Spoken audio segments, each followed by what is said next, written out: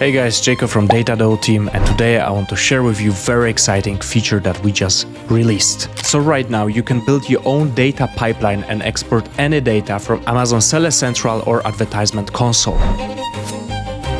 You just have to go to Export section, click Schedule Recurring Export, pick any data source you want, name it, leave the CSV file type, click Submit, and your recurring export function is actually being created.